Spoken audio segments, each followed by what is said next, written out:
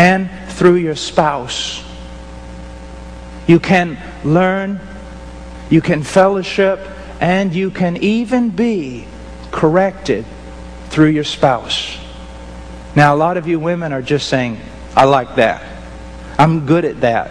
Well, there's about 3 hours of teaching, dear sister, on how you're supposed to do that. But let me just run down through a few of them, because I don't want to leave your husband to the sharks. Okay? 1, she must foremost rely upon the quality of her life and not argumentation. Not the tongue. Not nagging.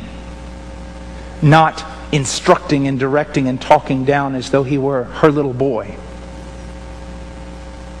Although sometimes he may act like it. That comes from 1 Peter 3:1. In the same way, you wives, be submissive to your own husbands, so that even if any of them are disobedient to the word, they may be won without a word by the behavior of their wives. Doesn't the Holy Spirit know women? He knows that what they're going to go for is the tongue. They are. They're just better at it than we are. And they back a man against a wall until he does something really foolish. He says, no, with your life. Secondly, she must not sharply rebuke him, but appeal to him. This is a principle found in authority in 1 Timothy 5:1, where young men are not to sharply rebuke an older man, but appeal to him as father. Secondly, she must demonstrate reverence and respect. Ephesians 5:33, the wife must see to it that she respects her husband. Also, she must demonstrate a submissiveness, a genuine submissiveness. 1 Peter 3:5, for in this way in former times the holy women also who hoped in God used to adorn themselves being submissive to their own husbands.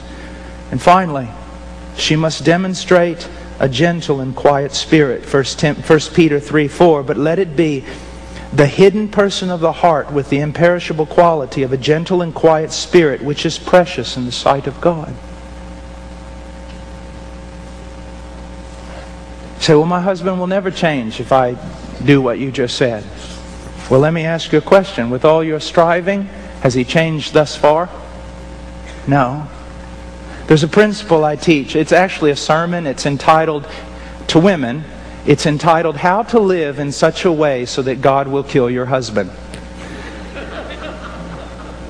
And it has something to do with this. I love European castles. Every time I go to Europe or something, if I can find a castle somewhere, I'll go to it. But I was so amazed that in the castles, in the front door, the big door, 30 soldiers walking abreast could go through that door.